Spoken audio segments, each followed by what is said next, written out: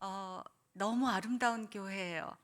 정말 들어오면서 오는 길도 아름다웠는데 어쩌면 저 앞에 공원이 그냥 이 교회의 뜰이네요. 그죠? 너무 복 받으신 것 같아요. 이렇게 네 정말 아름다운 교회. 네 오늘 어, 오후에는 더 많이 오실 것으로 제가 기대해도 되겠죠? 왜냐하면 오후에 진짜거든요. 여러분 여기 계신 분들은 정말 오늘 다른 일정 있으시더라도 남아 계시다가 꼭 이제 함께 하시면 좋겠습니다. PPT 띄워 주시겠어요? 네. 오늘 일부에서 제가 말씀드릴 것은 가족 갈등 해결의 지혜와 능력이에요. 제가 저 이제 제목을 할 때 옆에 퍼즐 조각으로 이렇게 했는데 저게 아무 의미가 없는 게 아니었고 제가 이제 오늘 드리려는 말씀이 저 안에 담겨 있어요. 제 소개를 목사님이 해주실 줄 알았는데 안 하셨기 때문에 그냥 잠깐 띄우고 얘기를 할게요. 저는 연세대학교에서 공부를 했어요. 또 우리 목사님을 만난 것도 연세대학교에서겠죠. 목사님께서 거기서 공부를 하셨기 때문에 연세대학교에서 기독교 상담학을 전공했고 지금은 연세다움 상담 코칭 센터라는 데서 이제 원장으로 일하고 있습니다. 저는 이렇게 이제 학교에서 강의도 많이 하지만 제 정체성은 임상가예요. 말하자면 상담실에서 사람들을 치료하는 그런 일을 해요. 근데 저는 이제 가족 치료사이기 때문에 이렇게 가정의 달에 여러 교회에 이제 가서 강의를 하고 상담을 해도 개인 상담을 전공한 사람들은 개인을 심리 치료를 하죠. 깊이 정신분석 같은 거 이런 거 하는데 저는 가족 치료사이기 때문에 부부 상담 또는 부모와 자녀 온 가족을 놓고 상담하는 이런 것들을 많이 합니다. 그래서 오늘 여러분하고 이제 가족 갈등에 대한 이야기, 특히 해결에 대한 이야기를 할 텐데 저는 의사소통을 지금 강조하셨죠? 대화. 저는 상담사이기도 하면서 코치이거든요. 근데 이제 코칭 중에서도 이렇게 대화에 대한 코칭을 많이 하는 그런 사람이고 가족 치료를 하다 보면 가족 치료는 개인을 보는 게 아니라 가족을 보는데 가족의 무엇을 보냐면 관계를 보죠. 그러면 관계를 다루는 가족 치료사들은 소통을 다루지 않을 수가 없어요. 그러다 보니까 이제 제가 의사소통 훈련가가 됐고 코칭을 하는 이런 사람이 됐어요. 그래서 오늘 여러분에게 일부에는 이렇게 가족 갈등 해결의 지혜와 능력이라는 제목으로 요즘 제가 현장에서 접하는 많은 가족 갈등에 대한 이야기, 또 이제 그것을 해결하기 위해서는 어떻게 해야 하는가에 대한 방향성 정도 이런 것만 제시를 할 거고요. 오후 시간이 되면 행복한 가족을 위한 의사소통 코칭 이런 제목으로 정말 부부끼리는 어떻게 대화해야 하고 특히 이제 행복한 가족이니까 부부가 가정의 중심이 되죠. 근데 중심이 돼서 이제 잘하고 있는 게 가장 중요하지만 이제 부모와 자녀의 역동이 또 있잖아요. 그죠? 그래서 갈등이 엄청나게 이제 만들어지고 있는데 그러면 부모는 자녀에게 어떻게 소통해야 되는가? 크게 이 두 가지를 가지고 이제 오후에는 이야기를 할 거예요. 그래서 여러분 기대하시고요. 네. 자, 이제 제 소개는 거기까지 하고요. 요즘 제가 이제 현장에서 만나는 가족에 대한 몇 가지 사례를 간단하게 이제 소개를 했어요. 제가 이제 어떤 아이를 부모가 데리고 온 거죠. 근데 보니까 무슨 문제였냐면 아이가 계속 손목에다가 자기 커터칼로 자해를 하는 거예요. 근데 이제 원인도 모르겠고 엄마는 너무 걱정이 됐겠죠. 그래서 이제 데리고 왔는데 아이를 상담하다 보니까 아이가 자해를 하는 근본 원인이 부부싸움이었어요. 엄마 아빠가 거실에서 싸우기 시작하면 너무 듣기가 싫고 스트레스를 받아서 어떻게 해야 좋을 줄 몰라서 방에 앉아서 자기 카타칼로 이렇게 피를 내면 조금 긴장이 완화되고 스트레스가 완화되면서 견딜 수가 있다는 거예요. 그래서 이렇게 부부싸움으로 인해서 자해를 하는 아이들을 이제 만났어요. 또 어떤 집에는요, 부모가 다 경찰이에요. 근데 아주 모범적인 삶을 사는 시민들이겠죠. 그런데 이 집에 외동딸이 하나 있는데 고등학교 학생인데 학교를 안 가겠다고 자꾸 하는 거예요. 우리 세대에는 어디서 학교를 안 갑니까? 근데 요즘 아이들은요, 껄핏하면 학교 안 간다고 하는 거예요. 근데 이 모범 시민인 경찰관 두 부모가 생각할 때 아이가 외동딸이 그것도 학교를 안 간다고 하는 건 용납이 안 되는 거죠. 그래서 이제 싸움이 시작됐어요. 싸움이 시작됐고 아빠는 그런 대로 나 몰라라 하고 이제 엄마가 막 죽기 살기로 이 아이랑 학교를 보내려고 싸움을 시작했어요. 그러니까 사이가 너무 나빠졌겠죠? 어느 날 이제 엄마가 차를 태워가지고 학교를 가서 거의 교문 앞까지 다 들어갔는데 안 들어가겠다고 버티면서 몸싸움이 일어났어요. 그랬는데 어머니가 쓰러졌죠? 그랬더니 요즘 여자아이들은요 또 군화를 신고 다녀요. 참 이상한 세대죠? 군화발로 엄마의 얼굴을 막 짓밟은 거예요. 그러니까 엄마가 너무 기가 막혀서 이제 또 저한테 상담을 온 거죠. 너무 부끄러운 일이다. 그런데 이런 일이 있다. 이런 이제 일이 있고, 그리고 나서 이제 아이도 상담을 하게 되고 이렇게 됐어요. 그랬는데 결국은 싸우다 그런 일이 벌어지니까, 폭력을 아이들이 행사하니까 이제 어렸을 때는 부모들이 아이들이 내 뜻대로 따라줬는데 사춘기가 되고 그러면 이제는 힘으로도 안 되고, 그죠? 말로 그러면은 더 어긋나고 이렇게 되니까 이제 마지막 수단으로 이 아이가 아무래도 정신적으로 우울하고 문제가 있으니까 정신병원에 강제로 입원을 시킨 거예요. 그 집안에서 그런 일이 일어났어요. 정신병원에 들어가면요, 젊은 아이들이 많이 있어요. 근데 거기 들어갔다 나온 아이가 저한테 와서 고백을 하는 거예요.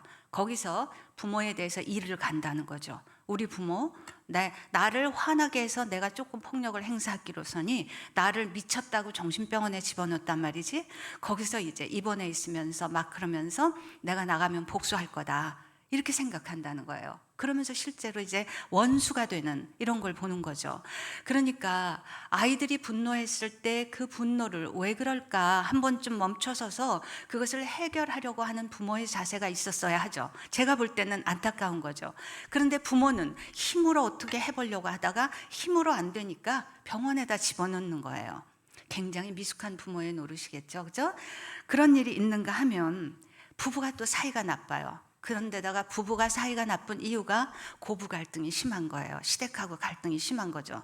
그래서 이혼은 할 수 없고 아이가 셋씩이나 있으니까 어떡할까? 그러다가 아내가, 그죠? 집은 부자니까, 그죠? 아이들 데리고 캐나다 밴쿠버에 이제 조기 유학 비슷하게 떠난 거예요. 부모가 별거를 하는 거죠. 그죠? 기러기 아빠가 돼서 아빠는 돈을 열심히 벌어서 이제 보내주고 엄마는 거기 가서 이제 교육을 핑계로 이제 부모가 별거를 하는 이런 일들도 이제 많이 일어나고 있어요. 그리고 더 기가 막힌 건요, 아들하고 아버지하고 싸움이 붙었어요.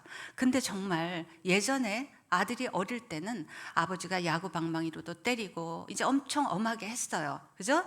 그런데 아이가 맞을 때마다 또 역시 이를 갈았죠. 내가 힘만 있어 봐라, 이렇게 한 거예요. 어느 날 아버지가 엄마한테 심하게 하고 막 폭력적으로 하는 걸 보고 아들이 막 열받았어요. 그래서 아버지를 멱살을 딱 쥐고 목을 조른 거죠. 이제 당신 같은 아버지 필요 없다, 이렇게 된 거예요. 아버지가 너무 충격을 받았겠죠? 그죠? 그럴 줄은 몰랐죠. 늘 내 앞에서 무서워서 벌벌 떨던 아들이었는데 아들이 급기야 화가 나가지고 그렇게 하니까 아버지가 소위 말로 쪽팔렸어요. 그래서 가출을 해버렸어요. 나 이제 이 집에서. 그러니까 자기가 잘못해놓고 아들이 그렇게 나오니까 이제는 내가 발붙일 곳이 없구나, 이런 생각을 하고는 집을 나가버린 이런 집도 있었어요. 그죠? 그리고 또 요즘 많은 것은 재산 상속 다툼으로 오빠와 누이 동생이 원수가 돼서 안 보는 거예요. 누이 동생이 그러니까 자기 딸을 결혼시키는데 오빠 가족을 전혀 초대하지 않는 거죠. 원수가 돼서 사는 거예요. 이런 것들이 제가 꾸며낸 이야기가 아니라 현장에서 바라보는 가족들의 실상이에요. 그죠? 아까 목사님께서 좋은 말씀을 하셨어요. 이런 게 그저 일반 믿지 않는 가정에서만 일어나는가? 아니에요. 일반 가정에서 일어나는 일은 기독교 가정에서도 같은 퍼센티지로 일어나고 오히려 그 양상은 더 고약하게 일어나요. 그죠? 머리로는 사랑이라는 거 알고 용서해야 된다는 거 알지만 그걸 못하고 있으면서 자기중심적으로 이기적으로 살면서 이런 이제 갈등을 만들어내는 거죠. 저는 이제 기독 상담사로서 어떻게 하면 이 가정을 이제 그죠? 다시 회복시킬 수 있을까? 이런 것들을 이제 고심하면서 정말 주님의 눈으로 바라보면서 그들을 정죄하지 않고 이제 이끌어 가려고 이렇게 노력을 하고 있는 거죠. 자, 이게 요즘 제가 보는 가족의 실상인데요. 성경에서는 어떤 말씀이 있나 제가 몇 구절을 이제 갖고 왔어요. 미가서 7장 6절에 보면 하나님께서 이미 다 얘기하시는 거예요. 아들이 아비를 멸시하고 딸이 어미를 대적하고 며느리가 시어머니를 대적하리니 사람의 원수가 곧 자기 집안 사람이로다. 이렇게 말씀을 하신 거예요. 구약 시대에, 그죠? 그런데 주님께서는 디모데전서에서 또 이렇게 얘기하셔요. 누구든지 자기 친족, 특히 자기 가족을 돌보지 아니하면 믿음을 배반한 자요 불신자보다 더 악한 자니라 그러셨어요. 그러니까 너희들이 아무리 기독교인이네 하고 있지만 가족을 돌보지 않고 그 안에 사랑이 없다면 너희들은 불신자보다도 못하다, 이런 얘기를 이제 하고 계시는 거죠. 그러면서 우리에게 이제 하나의 이상적인 그림처럼 시편 128편에 내 집 내 실에 있는 내 아내는 결실한 포도나무 같고 내 상에 둘린 자식은 어린 감람나무 같으리로다. 그죠? 우리 사철의 봄바람 아까 찬송가도 불렀는데 너무 이제 아름다운 모습을 구상하시면서 가족을 우리에게 이제 선물로 주신 건데 우리들은 이렇게 하고 있는 거죠. 제가 창세기를 요즘 묵상하면서 노아의 홍수 그 부분을 이제 묵상을 하다 보니까 하나님께서 그런 거예요. 사람의 마음속을 들여다보니 좋은 것은 없고 악한 생각으로만 가득 차 있다. 그래서 1차로 이제 노아의 홍수로 다 멸하시고 그 다음에 봐도 사람 안에는 악한 것들이 있다.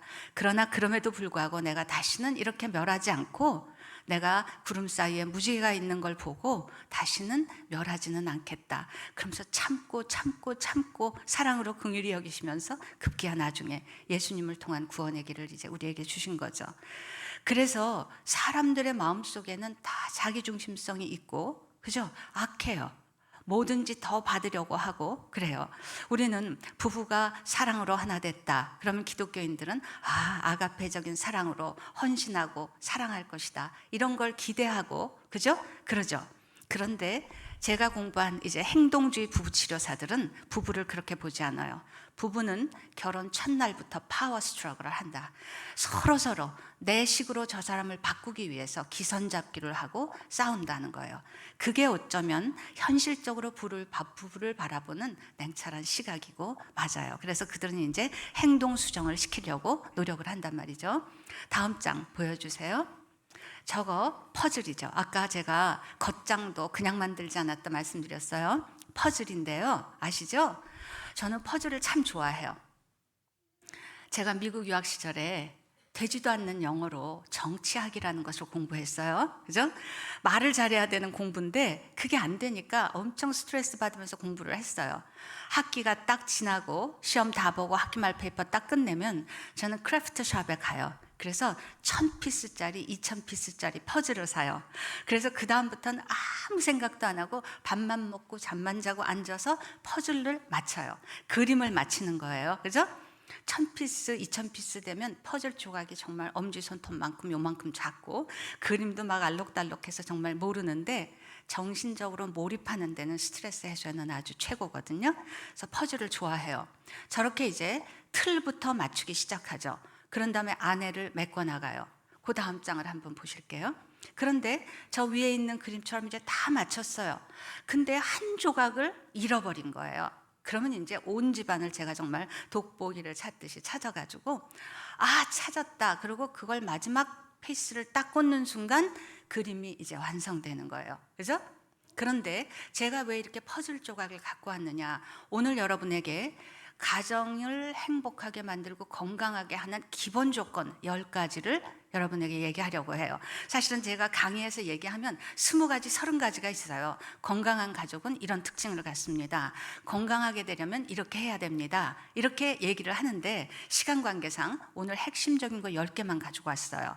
그것을 하나의 퍼즐 조각이라고 한번 생각해 보세요. 그 퍼즐 조각이 다 완성이 되면 저렇게 예쁜 하트가 되어 있죠? 근데 옆에 하트를 보니까 제가 쉬어봤더니 10개가 부족하더라고요. 10개의 조각이 막 군데군데 빠졌어요. 말하자면 건강한 가족이 갖춰야 될 그 조건을 하나씩 둘씩 빼져 있는 거죠. 근데 사실은 저 하트를 여러분 보시면요, 저게 붙어 있는 하트 같지만 사실은 저 하트는 반쪽 난 하트예요. 딱 위에 점 하나만 지금 겨우 붙어 있지, 그죠? 조각이 없어짐으로 인해서 저렇게 이제 갈라진 하트가 되어버리는 거죠. 자, 그래서 제가 이제 지금부터 10가지 퍼즐 조각을 여러분에게 말씀드릴 거예요. 들어보시면요, 별것도 아닌 얘기네, 이런 생각이 드시는 거죠. 그런데 바로 거기가 기본이고, 그것을 이제 우리가 다시 되찾는 것, 이게 필요한 거겠죠. 잃어버린 퍼즐 조각처럼 그걸 열심히 찾아야 돼요. 그래서 그 퍼즐 조각을 맞출 때 혼자서 하는 게 아니라 내가 들고 와서 끼워야 하는 퍼즐 조각이 있고, 아내가 해야 하는 것, 자녀가 해야 하는 것이 있다라는 거예요. 그래서 건강한 가정은 누가 어떻게 만들어야 하는가? 이게 이제 제가 여러분에게 던지는 질문이에요. 누가 해야 되는가? 그리고 어떻게 해야 되는가예요. 결론부터 제가 말씀드릴게요. 누가는 뭐냐면요, 내가, 그죠? 부부 상담을 제가 해요. 부부 상담, 가족 상담은 개인 상담보다 훨씬 어려워요. 왜냐하면 그들은 와가지고 저를 자기 편으로 만들려고 해요. 부부가, 그죠? 그리고 어떻게 하든지 자기가 옳다는 말을 상담사에서 끌어내고 싶어 해요. 그럼 저는 누구 편도 들지 않으면서 딱 균형 감각하면서 어떻게 해야 되냐면, 그분들이 지금 보이고 있는 상호작용을 그들이 깨달을 수 있도록 해드려야 돼요. 그죠? 다 사람들은 다 나는 잘하고 있고 저 사람이 잘못하기 때문에 우리 부부가 불행한 거야, 이렇게 생각을 하고 있으면서 불행해 죽겠다고 하는 거죠. 그리고 탓을 하고. 그런데 막상 그들이 살고 있는 상호작용을 이제 이야기를 하면서 비춰주면은 이 악순환을 둘이 같이 만들고 있고, 우리는 어느 사이에 원치 않았는데 이 악순환에 끼어들어서 덫에 치인 것처럼 그걸 반복하고 있구나, 이런 걸 이제 발견하게 되는 거예요. 그거를 먼저 부부치료사, 가족치료사는 보여주어야 해요. 우리가 이렇게 잘못하고 있는데, 이렇게 잘못하고 있는 게 저 사람 탓만은 아니고 내가 하고 있는 고리가 있었구나. 한번 생각해 보세요. A가 있고 B가 있어요. 이 사람이 이렇게 했죠. 그러면 B가 이렇게 할 거 아니에요, 그죠? 그래서 이게 이제 돌아가는 거예요. 그러면 A는 B가 이렇게 하지 말아야지를 주장할 게 아니라 A가 하던 것을 안 해야 되죠. 내가 먼저 안 하고 내가 먼저 잘하면 이게 고쳐질 텐데, 바꿀 수 없는 남을 바꾸려고 하고 바꿀 수 있는 나는 바꾸지 않는 거예요. 참 어리석은 거죠, 사람들이. 그죠? 부부한테 물어보면 당신 남편 정말 뭐 바꿀 수 있었어요? 아, 우리 남편요 절대로 바꿀 수 없어요. 구제불능이에요. 난 저런 사람을 왜 만났는지 지금도 갖다 버리고 싶지만 버릴 수 없어서 살아요. 이렇게 얘기한다는 거예요. 그죠? 바꾸려고 하는 거예요. 자기가 바뀌면 될 걸, 있는 그대로 수용하면 될 걸. 자, 이런 얘기를 하면서 건강한 가정의 모습, PPT가 조금 깨졌네요. 10가지라 그랬으니까 한 가지씩, 그죠? 하나마다 많은 예를 들 수 있지만 핵심만 얘기할게요. 먼저 건강한 가족이 되려면요, 가족 구성원이 건강해야 되겠죠, 그죠? 행복하던 가족도 어느 누구가 병에 걸리면 그림자가 드리우기 시작해요. 긴 병에 효자 없다고 아무리 잘 지내던 자녀도 부모에게 불효가 돼요. 그래서 온 가족이 건강을 관리하고 유지한다라는 건 각자의 책임이에요. 그죠? 그래서 각자 운동하고, 그죠? 제 시간에 밥 먹고, 제 시간에 자고, 이런 걸 하면서 스스로 건강해지려고 노력해야 되죠. 몸과 마음의 건강이에요. 그런데 여기서 저는요, 가족 구성원이 건강해야 하는데 사실은 부부의 역할이 있어요. 아이들에게 어릴 때부터 건강한 습관을 길러준다는 거, 이게 중요하거든요.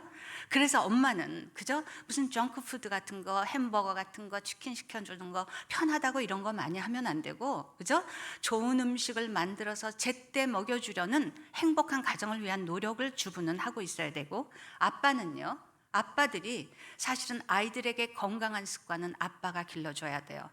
그죠? 아이들에게는 일찍 들어가서 잠자 이렇게 하면서 아빠는 늦게까지 TV 보고 유튜브 보고 새벽 2시까지 앉아있고, 그러면 아이들이 11시, 12시까지 안 자는 거예요.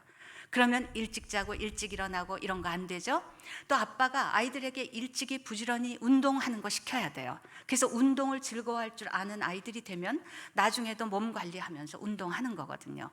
그래서 이렇게 가족 구성원의 건강은 어른들은 어른대로 자기 관리를 하면서 건강해 하려고 해야 되지만 아이들이 어렸을 때 건강한 습관을 길러주는 것, 이거 제때 먹고 제때 자고 이런 거요. 운동하고 이런 것들을 해야 된다라는 거예요. 각자의 역할이 여기에도 있다라는 거죠. 두 번째는 건강한 가정에는 분명한 위계 질서가 있어요. 가족 치료사들이 굉장히 중요시하는 부분이에요. 가족 치료사 한 사람이, 어떤 사람이 사회복지사인데 미국의 빈민가의 청소년들을 치료하면서 이 아이들이 왜 이렇게 비행 청소년이 되고 마약과 이런 걸 할까라고 봤더니 일단 그 집이 빈곤했어요. 그리고 빈곤했을 뿐만 아니라 아버지가, 가장이 제대로 책임을 안 하고 있고 질서를 잡지 못하고 있는 가정인 것을 보게 됐어요. 그래서 이 위계 질서라는 게 어떤 가부장적인 독재를 얘기하는 건 아니에요. 그러나 가정 안에는 아버지가 있고 엄마가 있고 그리고 부모 밑에는 자녀가 있고 하극상이 일어나지 않는, 그리고 어떤 규칙이 만들어지면, 질서라는 건 그거잖아요. 규칙을, 부모가 좋은 규칙을 만들고 그리고 일관성 있게 그걸 자녀들에게 적용해야 돼요. 이랬다 저랬다 하고, 그죠? 이러면 안 되는 거죠.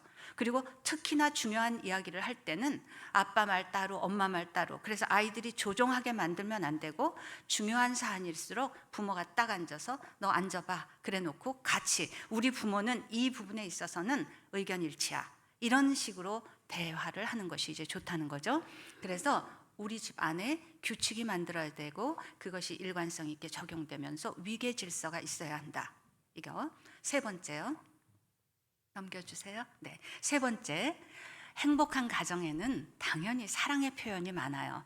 부부끼리도 애정 어린 표현을 많이 하고, 그죠? 나갈 때도 잘 갔다 와요 여보, 프렌들리 허그를 해주고, 그죠? 아이들도 쓰다듬어주고 사랑해, 이렇게 아이들 앞에서도 부부가 사랑한다는 표현을 많이 해주면요, 그 집은요 정말 아름다운 정원이에요. 그래서 거기서 자라는 자녀들은 꽃밭에서 그냥 자라는 거예요. 그러니까 자녀를 잘 교육하려면 부부가 행복해지는 게 우선이에요. 그죠? 부부가 행복만 하면 아이들이 카터칼로 자기 손목에 자해하지 않는다는 거예요. 그래서 애정 어린 표현이 있고 서로 웃어주고 유머가 있고 이런 것이 이제 건강한 가정의 모습이에요. 그래서 네 번째로 가족이 함께 즐거운 시간을 보낸다, 이거예요. 제가 워킹맘들이 있죠. 요즘은 여성들도 일을 많이 하니까 일을 해요. 은행에 다닌다거나 교사거나 여성으로서는 아주 좋은 직장을 가져요. 그런데 그 엄마들이 자녀 교육에 있어서 엄청난 죄책감을 갖는 걸 봐요.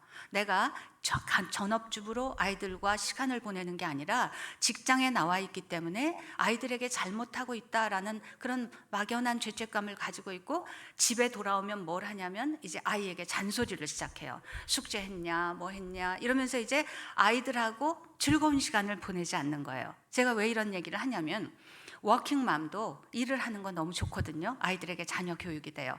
근데 돌아와 가지고 내가 빈자리가 있었기 때문에 이 아이들을 괴롭히고 있으면 그거는 바람직하지 않아요. 오히려 갔다 와서 단 15분이라도 즐거운 대화를 해야 돼요. 그리고 아빠들도요, 아이들을 교육한다고 막 이렇게 통제하고 이거보다도 아이들과 야구 글러브 끼고 야구하고 배드민턴 채 들고 배드민턴하고 이렇게 즐거운 시간을 보내는 것, 이것처럼 좋은 교육은 없어요. 아이들은 부모가 돌아가신 다음에 부모를 어떻게 회상하냐면요, 냇가에 가서 무릎까지 바지 걷어 올리고 피레미 잡던 아버지, 그런 아버지를 좋은 아버지로 기억하지, 나 공부 잘하라고 수학 가르쳐주면서 야단치던 아버지를 좋다고 얘기하지 않아요. 그래서 가족이 건강해지려면 짧은 시간이라도 좋아요. 엄마가 일 갔다 돌아와서 보내는 15분의 짧은 대화, 그죠? 아빠가 주말에 잠깐 배드민턴 같이 쳐주는 30분, 이런 것들이 가족을 행복하게 만들어요. 그래서 가족은 오래 있는다고, 오래 같이 있는다고 좋은 게 아니에요. 오래 같이 있으면서 잔소리하고 바가지 긁고 이러려면 같이 안 있는 게 차라리 나아요. 같이 있을 때는 그 시간이 즐거워야 돼요. 엄마들이 아이들 학원 데려다 주느라고 라이드를 줘요. 차 태우고 가면서 그냥 뒤를 백밀러를 바라보면서 아이에게 야단을 치는 거예요. 요 시간만이라도 차 안에 붙잡아 놨으니 내가 잔소리를 해야 되겠다. 막 이러는데 그거 아주 나빠요. 아이들하고 어딘가를 동행하면 옷을 사러 가든 뭐 하면 그 시간이 즐겁게 만드시는 거. 이게 이제 아이들의 마음을 사는 길이고, 내가 결정적인 순간에 아이들에게 바람직한 이야기를 했을 때 아이들이 그걸 받아들이는 거예요. 그러니까 이 관계를 좋게 하기 위해서는 즐거운 시간을 같이 보내는 거 필요하죠. 그 다음에요, 자주적 의사결정. 이거 이제부터는 좀 의사소통에 대한 얘기를 할 텐데요. 아이들도 자기 의견을 말할 수 있어야 되고, 자기 문제에 대해서는 자기가 결정할 수 있게끔 허용해 주는 분위기가 중요해요. 부모들이 일방적으로 결정해서 이걸 따라라 라고 할 때 아이들은 그것이 마음에 안 들을 때는 그냥 겉으로는 알았어 이렇게 하지만 마음은 엇나가 있으면 절대로 안 돼요.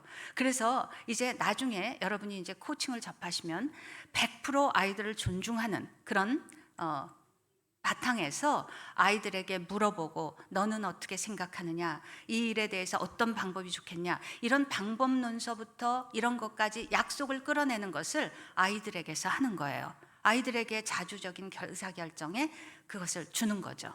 그렇게 되면 어떻게 돼요? 아이들도 책임감을 갖게 돼요.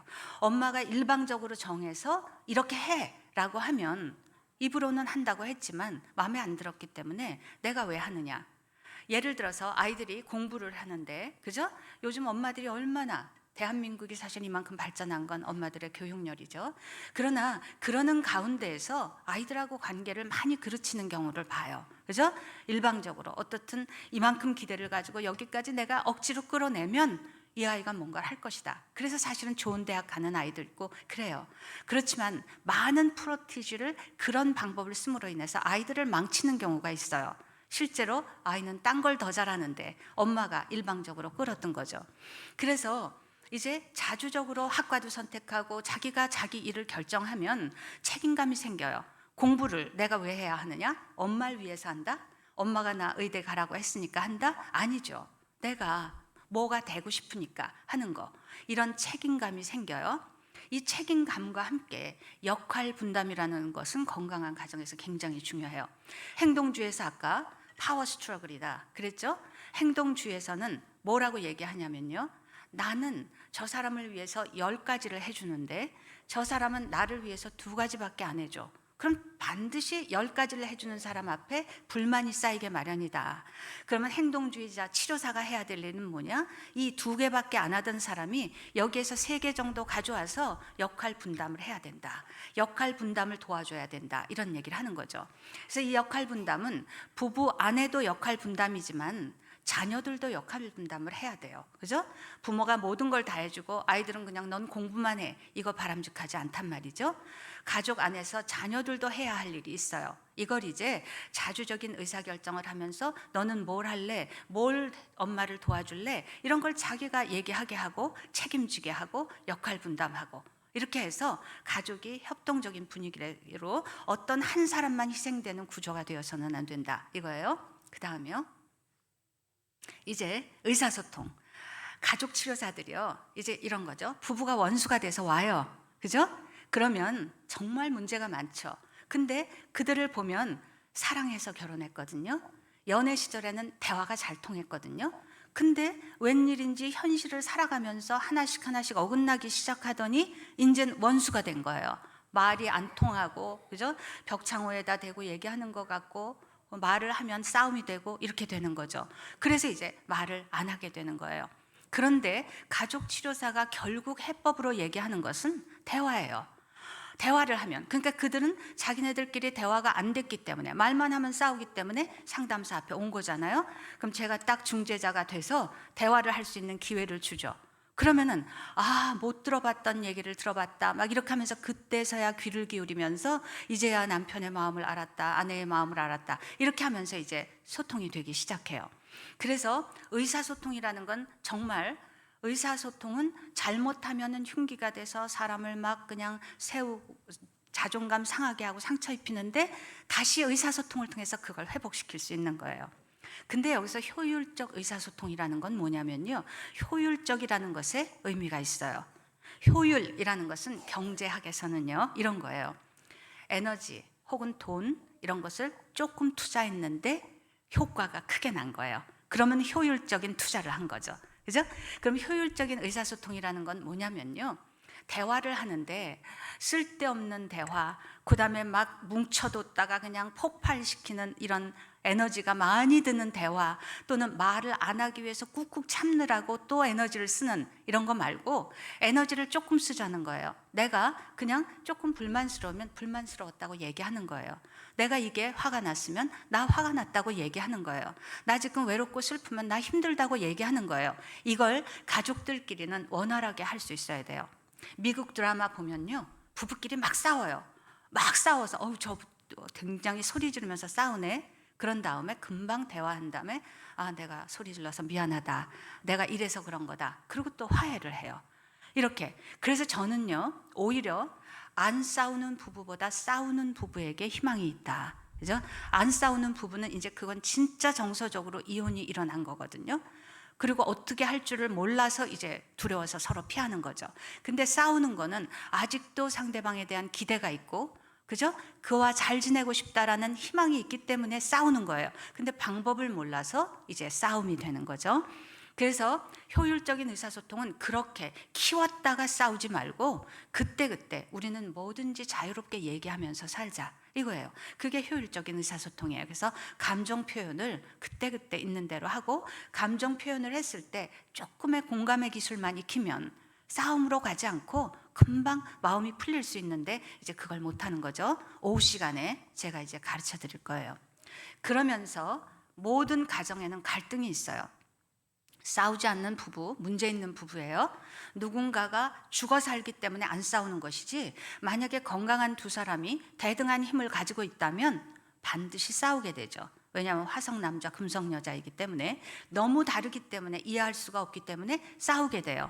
그래서 갈등이 없는 부부, 문제 있는 부부, 갈등이 있는 부부, 정상적인 부부. 그런데 문제는 뭐냐면 갈등이 일어났을 때 그걸 풀 수 있느냐 없느냐예요. 갈등이 일어났을 때 대화, 여기 협상이라고 했지만 대화예요. 뭐냐면 이 사람은 나는 이런 게 문제인 것 같은데 이렇게 느끼고 이걸 원해 하고 말할 수 있는 이 개인과, 또 한 사람도 역시 이거 문제인 건 나도 동의하는데 나는 여기에 대해서 이렇게 느끼고 내가 원하는 건 이거야. 그러면서 이거를 이루는 방법론에 있어서 차이가 있는 거거든요. 얘기를 하다 보면요, 결국 부부가 원하는 건 같아요. 잘 살아보고 싶은 거예요. 아이들 교육 잘하고 싶은 거고, 자녀 교육 때문에도 막 싸우잖아요. 그런데 결국은 우리 아이 잘 되기를 바라는 우리의 목표는 같은데 방법이 틀린 거죠. 그러면 협상이라는 건 뭐냐면 같은 목표를 놓고 윈윈의 방법을 끌어내는 거예요. 그래서 이제 대화를 통해서 브레인스토밍이라고 하죠. 당신이 원하는 방법은 뭐야? 당신이 원하는 방법은 뭐야? 그러면 여기서 내가 조금 양보하고 여기서 조금 양보해서 협상을 해서 타협을 한다는 거예요. 그래서 누가 이기고 지는 그런 게임이 아니라 윈윈의 결과를 만들어내는 것. 이 기술을 알면, 그죠? 갈등이 있어도 풀어낼 수 있겠죠. 그래서 건강하게 갈 수가 있어요. 그래서 중요한 건 갈등이 없어야 한다가 아니라 갈등은 있는 게 당연하다. 그러나 갈등을 풀 수 있는 방법만 익힌다면 아무 문제가 없다. 이렇게 되는 거예요. 자, 그 다음에요. 2개 남았어요, 이제. 이건 뭐냐면요, 부부가 살다 보면, 그죠? 이렇게 이제 물론 8가지가 다 되면 행복하게 사는데, 우리끼리는 잘 행복을 만들어낼 수 있지만 천재지변이 일어날 수도 있고 사회에서 외부의 어떤 일로 인해서 문제가 생길 수 있잖아요. 갑자기, 그죠? 남편이 구조조정 어려운 시기에, IMF 시기 같은 때 실직을 당했어요. 아주 멀쩡하게 잘 다니던 직장, 위기가 닥쳤죠. 이럴 때 부부가 사이가 나빠 있으면요, 손가락질을 해요. 어떻게 직장에서 잘못했길래 남들은 다 붙어 있는데 너만 떨어져 나왔냐, 이러면서 이제 아내가 막 그러는 거예요. 남편은 얼마나 스트레스 받겠어요.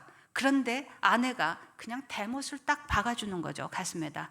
그러면 그런 부부는 파경에 이르게 돼요. 위기가 닥쳤을 때 서로 지지하지 않으면, 서로 지지하지 않고 네가 잘못했기 때문에 이런 일이 일어났지. 어느 집에 아이가, 그저 멀쩡하게 다니던 아이가 어디 가다가 교통사고를 당한 거예요. 그죠? 어린아이가. 그랬는데 남편이 아내한테 그러는 거죠. 응? 왜 거기를 데리고 가지 혼자 보내가지고 그랬냐. 그 아이를 그렇게 다치게 한 엄마의 마음은 어떻겠어요? 그죠? 위로를 받아도 시원치 않은데 왜 안 데려가 가지고 다치게 했느냐? 그럼 또 남편이 가슴 대못을 받는 거죠. 그죠? 서로 이 지지한다는 거예요. 어려울 때일수록 지지한다는 것. 그래서 오히려 위기가 우리가 더 가까워지는, 우리 부부가, 맞아, 우리 부부는 일생을 같이 가는 동지지, 그죠? 험할 때 오히려 더 하나가 되는 거지. 이렇게 되면서 딱 결속이 되면요, 그런 부부, 그런 가정은 굉장히 이제 잘 건강하게 갈 수 있겠죠. 어떤 때 이제 위기가 왔어요. 뭐냐면 28살 된 아들이 투신 자살을 했대요. 그랬을 때 그 집에 어떤 일이 일어날까요? 엄청난 비극이죠. 그 엄마는 뭐 이제 완전 우울증 빠지고 이제 뭐 헤아리질 못하죠. 그런데 그 집에서 어떤 일이 일어나기 쉽냐면 이제는 그 아들이 죽었다는 거, 더더군다나 그 아들이 불명예스럽게 자살을 했다는 거, 이런 거는 이제 한몫 얘기 안 하기로 하는 거예요. 그래서 서로 오히려 지지하고 같이 부둥켜 안고 울고 애도 작업을 했어야 되는데 그걸 안 하고 몇 년을 그냥 지낸 거예요. 아무에게도 그런 오빠가 있었는데 자살했다라는 얘기를 하지 않기 시작했고, 엄마 앞에서는 뭐 입뻥끗 안 하고 마치 그 사람이 없었던 것처럼 사는 거예요. 이게 얼마나 부자연스러운 건지 몰라요. 그죠? 이렇게 가족 안에 비밀을 만들고 말 못할 사실을 만들고 서로 지지하고 하면 될 걸 이렇게 돼버리면 에너지가 엄청나게 쓰이는 거예요. 그러면 그 가족이 건강하게 성장하고 발전할 수 있는 에너지가 모두 이제 부정적인 방향으로 쓰면서 이제 위기로 더한 위기로 남게 되는 거죠. 그죠? 위기가 오히려 서로 지지를 하면 계기가 되고 기회가 돼요. 이게 건강한 가정의 특징이에요. 그러니까 여러분이 건강한 가정을 보면서 뭐 부부가 즐거운 시간 보내, 서로 사랑해, 애정 표현해, 하하호호 웃어. 그거 건강이죠. 그죠? 맞아요. 그런데 오히려 진짜 건강한 모습은 뭐냐면 병에 걸렸다가도 회복되는 모습. 그죠? 갈등이 있을 때 해결하는 것, 위기가 닥쳤을 때 오히려 한편이 되면서 되는 것. 이게 진짜 건강한 가정의 모습이에요. 그래서 제가 10번째로 필요할 때 건강한 가정은 외부의 도움을 청해요. 그러니까 건강하지 못한 가정은 자기 가족의 문제를 은폐해요. 없는 것처럼, 그죠? 없는 것처럼 한다라는 게 문제예요. 갈등은 드러내서 치유해야 되는 거죠. 그래서 우리 가족끼리만 안 될 정도로 우리가 지지해서 해결할 수 있는 거면 좋은데 그것만 가지고 안 된다 싶으면 반드시 전문가를 찾아야 돼요. 상담사 한 번만 만나면 깨끗이 해결된 문제를 끌어안고 있는 거죠. 그죠? 그래서 필요할 때 도움을 청하는 게 엄청나게 건강한 모습이에요. 우리 개인도 그래요. 어떤 분들은요, 아주 훌륭해요. 탁월해요.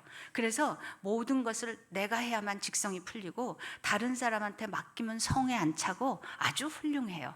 근데 그 사람 반쪽짜리예요. 그죠? 어우러져서 살 수 있는 능력이 없는 거고, 탁월한 사람일수록 오히려, 그죠? 내가 갖지 않은 다른 사람의 탁월함을 볼 줄 알고, 내가 힘들 때 힘들다고 약한 모습을 보일 줄 알아요. 그게 인간다운 모습이거든요.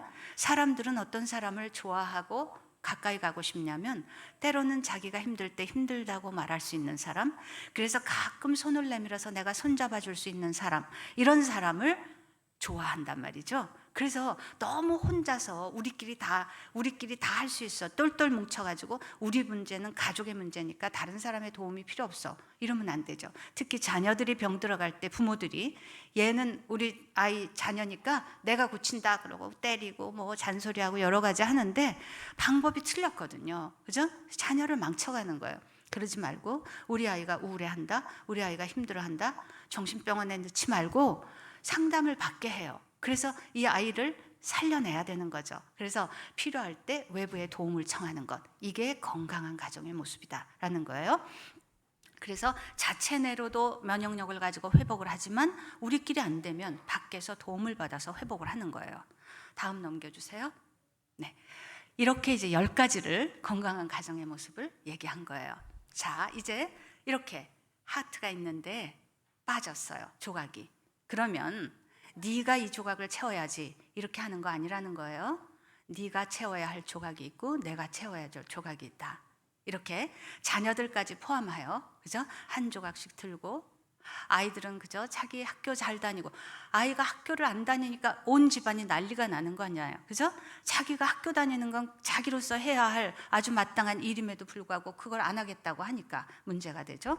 자녀도 자기 조각을 갖고 와야 되고, 이렇게 집을 세워나가는 거예요. 그죠? 다음 장이요. 네, 이렇게. 그래서 그죠? 서로 균형 맞춰서 이렇게 집을 만들어 가는 거죠. 그죠?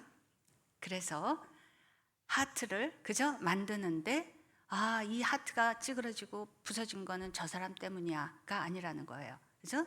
내가 이 10가지 중에서 내가 못하고 있는 건 뭐지? 나는 남편이 돌아왔을 때 웃는 얼굴로 맞이하고 있을까? 그죠? 아이들에게 그죠? 아이들에게 만나기만 하면 잔소리하면서 숙제해라, 공부해라, 이런 역할을 하고 있는 엄마는 아닌가? 뭐 이런 것들을 이제 스스로 자기를 점검하면서 내가 고쳐야 할 피스, 그죠? 내가 잃어버린 피스를 놓는 거죠. 아이들에게 내가 세대 지켜서, 그죠? 주부가 세대를 제 시간에 해준다는 거, 그거 어려운 일이에요. 그러나 그죠? 행복한 가정을 얘기하는 학자들은요, 가정 식탁, 그죠? 엄마가 만들어주는 엄마의 음식, 이것이 가정 행복의 아주 근원이라고 얘기를 해요. 그러니까 이런 것들을 요즘같이 편한 세상에 그냥 아무것도 사가지고 전자레인지에 해가지고 그냥 먹이면 되고, 지들이 좋다는 그냥 치킨 시켜서 먹게 하면 되고, 이런데 사실은 여기에다 조금 기울여서 내가 맛있는 식사를 하고, 그래서 가족이 둘러앉아서 그때 이제 즐거운 대화를 나누고, 이런 역할 내가 할 수 있지 않을까? 이런 거예요. 아이 교육을 아내한테만 맡겨놓고 왜 아이를 저렇게 늦잠 자게 하냐, 지각하게 하냐, 이럴 게 아니라 아빠가 일찍 자고 일찍 일어나면서 그런 버릇을 들여주고 이러면 될 걸 탓하고 있단 말이죠. 그래서 탓하지 말고 이제 내가 해야 할 때 가정 회복이 된다. 마지막 장 보여주세요. 그래서 결론입니다. 가정 회복의 지혜예요. 네. 불행의 원인을 다른 사람의 탓으로 돌리지 않고 각자 자기가 해야 할 역할과 책임에 대해 기꺼이 감사하는 마음으로 담당하는 것. 억지로 하는 게 아니에요. 기꺼이 담당하는 거죠. 여기는 하나님께서 줄로 재어서 나에게 주신 선물로서의 기업이다. 이 기업을 내가 지키기 위해서 너무 기꺼이 감사함으로 내가 맡은 역할을 하는 거. 그런데요, 그러고 싶죠, 우리가. 그죠? 그러고 싶은데 이게요, 능력이 없어요. 우리 마음속에는 악한 걸로 가득 차 있다, 이렇게 얘기하시잖아요. 그죠? 그래서 우리가 이것을 회복하려면요, 용서도 해야 되고 사랑도 해야 되고 이렇게 되는데, 그것은 주님을 우리 마음에 모실 때만 가능해요. 우리 가정의 중심에 하나님을 모시게 될 때 이 회복은 정말 온전히 가능해요. 무엇보다도 가족 개개인이 하나님의 사랑을 덧입어야 돼요. 그죠? 아까 고린도전서 사랑장에서도 사랑을 덧입는다, 성경 말씀에서 이게 자꾸 나왔죠. 우리가 사랑을 덧입지 않으면 용서하기도 어렵고, 그죠? 우리는 다 자기중심적이기 때문에 남을 존중하기도 어려워요. 그래서 사랑을 일단 덧입고 다른 가족 성원을 용서하고 존중함으로써 이제 갈등을 풀어내고 가정의 행복을 지킬 수 있어요. 아까 타협을 할 때도요, 내 것만 오라 이렇게 하면 타협은 일어나지 않아요. 어디 한번 들어볼까? 저 사람은 어떤 생각을 갖고 있을까? 나와 다른 생각을 갖고 있는데, 심지어는 아이들의 생각일지라도 나보다도 아이가 좋은 생각을 갖고 있지, 이거 부모로서 하기 어려운 존중이거든요. 이 존중은요, 하나님의 눈으로 자녀를 볼 때 가능해져요. 그래서 모든 게 하나님이 우리 마음속에 있을 때 내 배우자도 귀하게 보게 되고 우리 그죠? 자녀를 존중하게 되는 거죠. 그래서 성경 말씀 마무리하겠습니다. 에베소서 5장 1절에서 2절 말씀이에요. 그러므로 사랑을 입은 자녀같이, 사랑을 입으라 그랬어요. 사랑을 입은 자녀같이 너희는 하나님을 본받는 자가 되고 그리스도께서 너희를 사랑하신 것 같이 너희도 사랑 가운데서 행하라. 그렇죠? 골로새서 3장 18절 21절 아내들아 남편에게 복종하라. 이는 주 안에서 마땅하니라. 남편들아 아내를 사랑하며 괴롭게 하지 말라. 자녀들아 모든 일에 부모에게 순종하라. 이는 주 안에서 기쁘게 하는 것이니라. 아비들아 너희 자녀를 경록해 말지니 낙심할까 함이라. 저는 이 맨 마지막 말씀이 중요하다고 생각해요. 그죠? 우리는 아이들을 너무 화나게 하거든요. 그죠? 그다음에 갈라디아서 6장 2절 너희가 서로 짐을 지라 그리하여 그리스도의 법을 성취하라. 가정 안에서의 그리스도의 법은 서로 너가 해야지, 네가 해야지, 네가 안 해서 그렇지 이게 아니라 역시 내가 져야 할 짐을 지는 거. 이렇게 될 때 이제 가정이 온전하게 회복될 것이다 이것입니다. 네, 여기까지 하겠습니다. 네, 감사합니다.